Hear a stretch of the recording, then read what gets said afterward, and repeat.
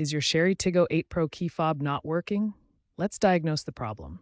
The most common issues are battery failure, needing reprogramming, or antenna problems. First, replace the CR232 battery. Low voltage below 2.5 volts is a frequent culprit. Open the fob with a small screwdriver, swap the battery, and test. If that doesn't work, reprogramming might be needed.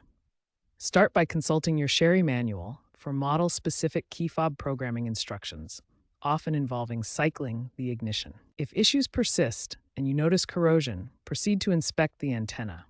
If these steps fail, continue to the next section for antenna and reprogramming solutions. If a new battery and basic troubleshooting don't solve the problem, more advanced fixes may be needed.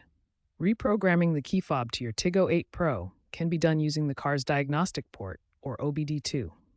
Refer to your vehicle's manual for the precise steps.